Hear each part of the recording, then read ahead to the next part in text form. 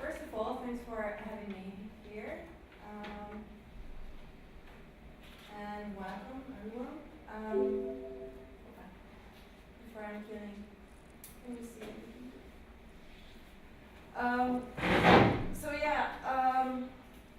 If you're familiar with my earlier research or my work in general, then you might be really surprised that I'm coming with blockbuster cinema and transformers and cyborgs and so on. After I finished my first book, I was really exhausted, and I asked a friend of mine to tell me silly movies to watch just to launder my brain, so to say. And he said, watch Transformers. And I was like, alright, but you have to watch all of them. Okay, I will watch all of them. So I watched all of them within a single day. And surprisingly enough, I loved it. What is more, it was not simple love, I adored it. After the third, or maybe the second, third sequel, I completely lost the story. I couldn't follow Transformers anymore. I didn't know where we are, like the spatial temporal coordinates were totally falling apart. But I enjoyed it. So what does an academic do? Let's do a research about this. Why do I love this so much? Why do I enjoy it so much? While I can see that women are only objects in Transformers, that the whole narrative doesn't make any sense, and still I'm watching it over and over again. So I started this research, and it's an early period, so I welcome any kind of comments or critique or suggestions and so on. So what I would do is to I try to interrogate the dynamics of post-Hollywood cinema by analyzing the filmic text into how the way they turn into pure stimulation or simulation during our film experience. My analysis basically focuses on the hyper-real quality of the frame, the very sign of simulacrum, just to quote Baudrillard's term, that by placing special emphasis on spectacle, so the stimulation erases the narrative itself, which I call hyper-de-narrativization, and this is the start of a new kind of cinema experience and also a new kind of cinematic epoch, so to say.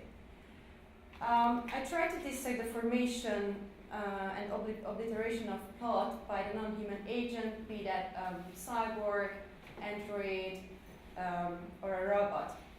So I track the overall interaction of form, CGI, 4D, 3D, technology, this very special cybernetic mechanism that works in these films, and the aesthetic of machines in contemporary blockbuster cinema. This presentation is about Transformers, but I could have brought many other examples as well from the post-2000 filmic corpus. So my focus, or the main analytic focus, will be an evaluation of the victory of the robotic agent over classic storytelling formulas. Such an appraisal of the potential liquidation of narrative paradigm connects the study to the birth of a larger and much more global stimulation culture in the cinema emerging in the 21st century, one characterized by the radical realignment of market development, so I think about the commercial aspect, technology, computer technique, and user experience, so digitalization, that has slowly reconfigured every aspect of visual consumption. Now, in his essay, Questions Concerning Technology, Heidegger declares that, quote, the essence of technology is by no means anything technological, quote end, but rather it functions as a historio-philosophical process of expansion that threatens humankind's very ability to master and also to manipulate it. Writing in 1977, the German philosopher prophesied our post-millennial, post-human century, where, as Catherine Hayes suggests, quote, the age of human is drawing to close, quote ends. So humans can be displaced by intelligent machines or opt to enter symbiotic relationships and unions with them. And one of the key hallmarks of this very post-human culture that we live in is a fusion of bodily existence, sort of biological organism, and computer simulation, so the cybernetic mechanism that privileges information over materiality. This erasure of embodiment creates a post-human context that brings the enacted and represented bodies into conjunction by means of technology. Posthumanist philosophy, a very recently developed approach to cultural, technological, ethical, and artistic phenomena, conceptualizes the union of the intelligent machine and the humankind and the emergence of distributed cognition and embodiment that will replace objectivism, will, and the physical body.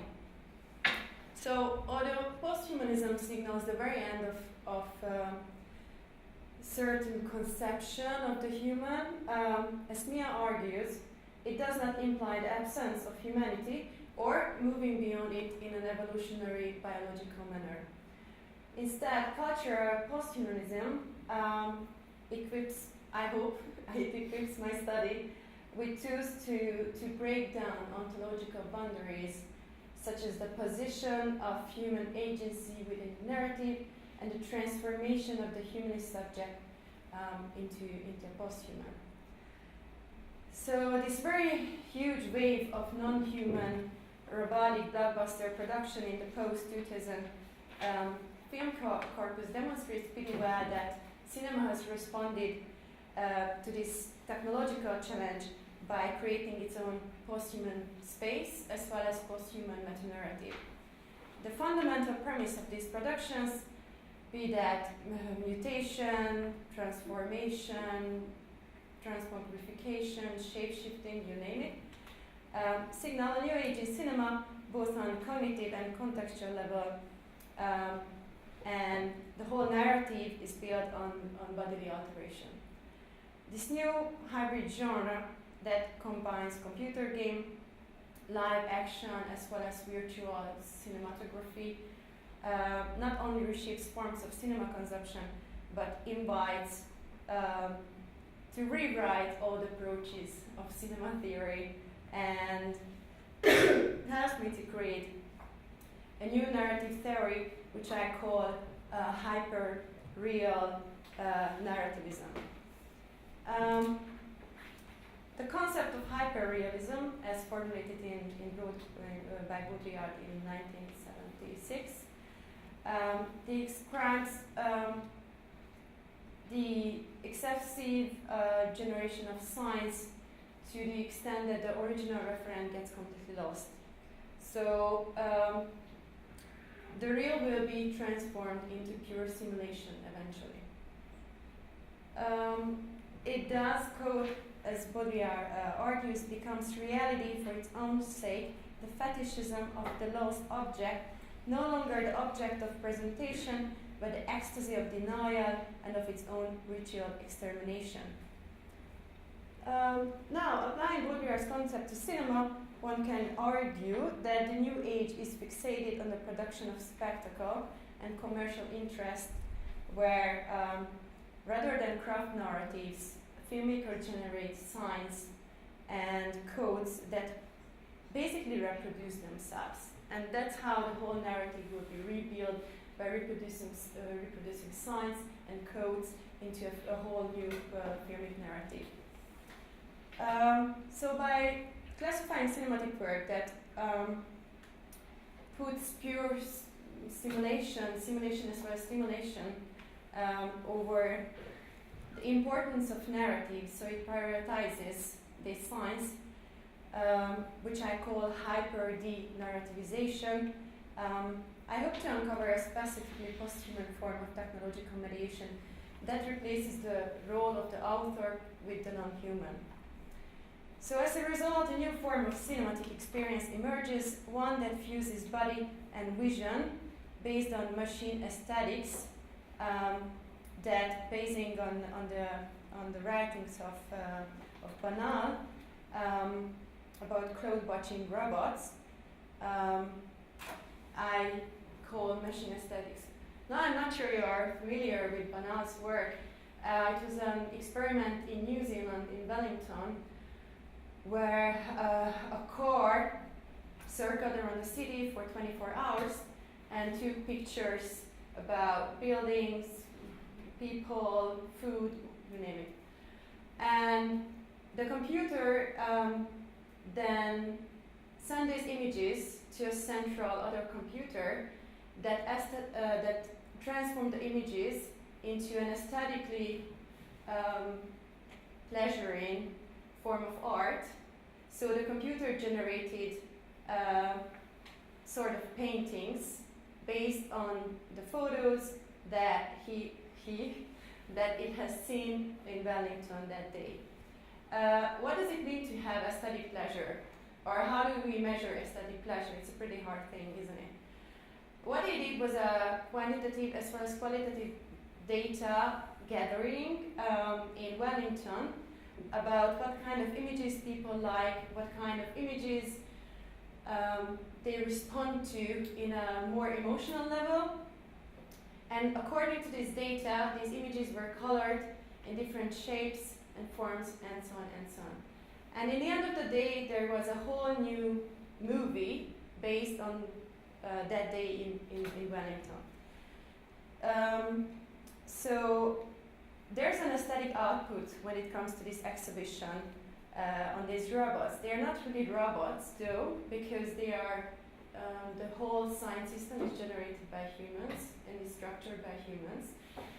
But still, if we put information into the whole system, then they would generate aesthetically pleasurous images. So when we apply this to cinema, then we can think about the whole suspense and the whole suspense scheme and character motivation and storytelling, how it can be transformed by robotic narratives or by robots themselves when we build the whole narrative as well as not only the plot but the character motivation and so on robots. So in my favorite Transformer series, so I would argue that the new form of cinematic experience are just one that fuses body and vision based on these machine aesthetics. As you see, I did a little exercise at home. I have rebuilt a software that can measure the length of action scenes in Transformer series. And basically I just wanted to know why I don't understand the story. Or is it my fault that I don't understand the story, or is it Michael Bay's fault? It's not our fault, it's not Michael Bay's fault. It's the plot that, as you can see in the first Transformers from 2007, it's almost 26% of the whole plot generated by action scenes. And then, I haven't seen Bumblebee yet, it's coming out in January, so I stopped at The Last Night from 2017, and then it's only that year when this number falls back to sort of a normal, or the 2007 numbers. So you see in 2014 with Age of Extinction, it's almost half of the whole movie that is based on action scenes. And it's not only that, but so it's not only the action scenes that dramatically increase by the fourth installment, but also the extent that the narrative causality and the chain of motivation disappears behind the spectacle. It's somehow very special. So I think you also Transformers or heard about Transformers? Yeah. When I usually talk about Transformers in academia, then heart attack. The Transformers, you cannot watch that. It's awful but addictive. Yeah, it's awful, but it's addictive, right? So here we have the Autobots, 3 of them, 4 of them actually. There are more, but to be honest, in the end I just couldn't follow how many there are. And then we have the Decepticons, the bad robots. So there are the good robots, good guys, bad guys. And the way how they transform in the story, it would be another interesting point to see how Megatron on the right, Megatron is, I think it's that. You see, I just couldn't follow the story after a while. Yeah, so how his whole visual depiction or iconography changes throughout the Transformers series. So the way his outlook changes, the narrative changes too by falling apart into very small pieces. So to say, there's an analogy between the narrative and the transformation of the robots in Transformers. So I would argue that the narrative itself gets robotized, and in common with the non-human entities in the film, it just falls apart. It is no surprise then that some critics highlighted the role of Transformers as symptomatic of the overuse of digital technology that is quintessential to the nature of blockbuster cinema. But this commentary is wide on the commercial profile of Transformers, of course, which is by no means a marginal factor. The question of why these robot narratives produce box office breakthroughs and the loss of narrative aside why they reshape cinema space in a new form of human bodily perceptions remains under-negotiated and remains still not answered. So why do we go to cinema to watch Transformers if we know that we won't understand the story after a while? And we could talk, of course, about cinema of attraction, to go back to the birth of cinema or Deleuze's action image and so on and so on. But I think it is something more complicated, it is something more special. Because when we look at these robotic films that uses hyper-de-narrativization, as I call this new theory, we see that together with the human transformation that we see throughout the whole series, there's a very direct analogy between the transformation of the robots and the narrative. So they sort of create a fusion in the narrative. So if we look at Transformers series, we witness a narrative process whereby the story slowly disappears behind the plot. We could even say that, as I just mentioned, the narrative line or the dismemberment of robotic entities on screen corresponds to the disintegration of the narrative line. We all know that the classical narrative film privileges the frame of the diegesis by fostering our human experience, the apprehension of a consistent, integral imagined world in which actions connect with one another causally. Generally, one central character makes his or her way from an initial state to a different final state, and the world is structured around major events and minor events. So we all know David Bordwell's idea on classic narrative structures. So in the Transformers series, the main chain is without exception the threat of the Decepticons that aim to destroy our universe in order to establish their planet called Cybertron. This line is then complemented by Sam Witwicky and his girlfriend, or future girlfriend, Michaela, who have the Autobots protect the Allspark. The Allspark is this mystical artifact that would have the Autobots to go back to Cybertron, so their own planet. to be honest, these Transformers want one thing, and also the Decepticons want only one thing: to go home. So we cannot really judge them for that. They just want to go home. So poor Megatron, I never really understood why people don't like him. He just wants to go home, and that's it. But somehow he is the bad guy in here. And if you go back to Revenge of the Fallen, the second sequel of Transformers, the plot travels back to 7000 BC.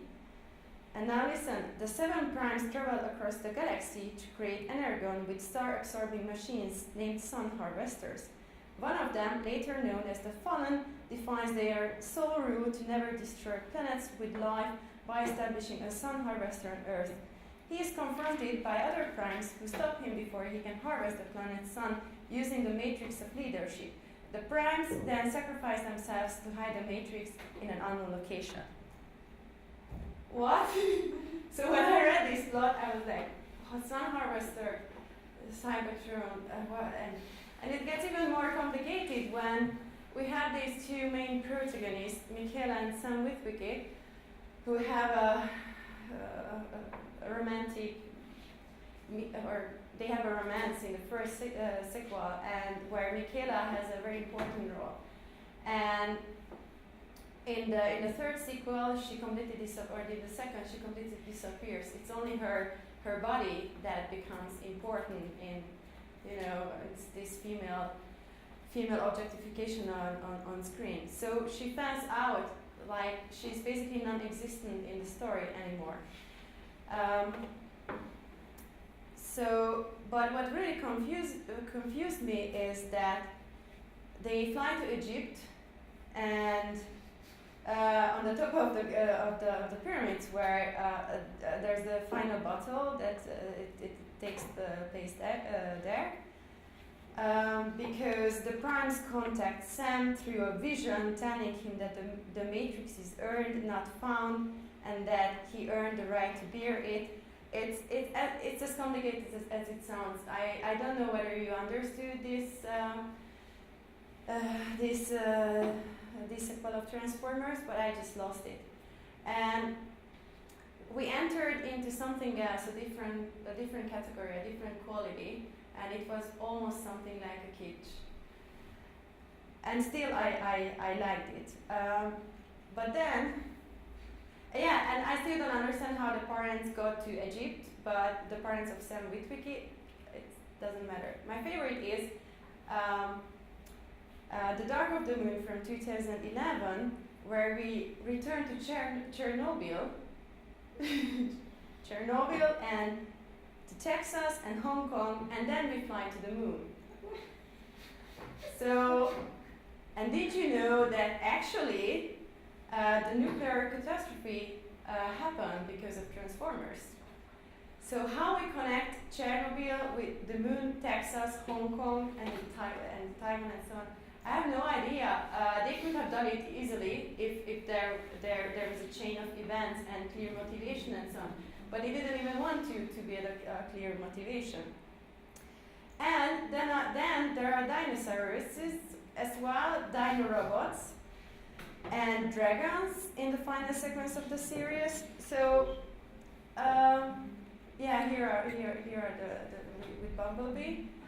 So, and they jump from one location to the other. Once we are in Chernobyl, then we fly to Hong Kong, and I just lost it, but I loved it because it was full of action scenes and very interesting robotic entities that, as I just mentioned, I could see a very clear connection between the narratives, disintegration, and dismemberment, and the robots.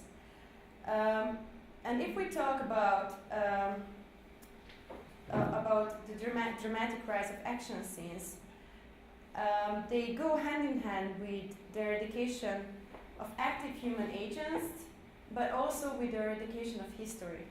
So history gets completely rewritten in Transformers to an extent. In the first, the consistent, the integral imagined world in which actions connect with one another causally disappears, giving way to action scenes and And second, it reframes cinematic history as well as a new kind of visual as well as narrative composition is being established. So this computer-enhanced new reality and images gave birth to a new kind of cinema with disjointed narratives that I think should be closer investigated. So why do I love Transformers? The question is still unanswered. Or why do we love Transformers? One explanation could be the way robot narratives transform cinematic aesthetic strategies into computer software, in that while following the information narrative of computer games, they map a point of view of the spectator and a non-human agent, thus creating a direct feedback loop with robot entities. I could talk about Pacific Rim and another Michael Bay movie where it gets even more interesting, but I'm running out of time. So I would just conclude here very briefly. Whether we talk about Transformers or Pacific Rim and so many other movies, I have a list in here. These films narrativize themselves into hyper reality. So virtual reality, but virtual reality still manages to sort of maintain and establish a strong enough multisensory connection between the spectator and the spectacle to substitute for the narrative itself. Questions arise whether it is a new avant-garde age, and if so, can these new robotic narratives categorize as avant-garde films? Or do we witness the breakdown of ontological boundaries, such as the position of human agency within the narrative and the transformation of the humanist subject into a post-human? I would argue that by classifying cinematic work that prioritizes pure simulation over the importance of the narrative via hyper-de-narrativization, specifically post-human form of technological mediation can be discovered that replaces the role of the author with the non-human. And thank you for your attention.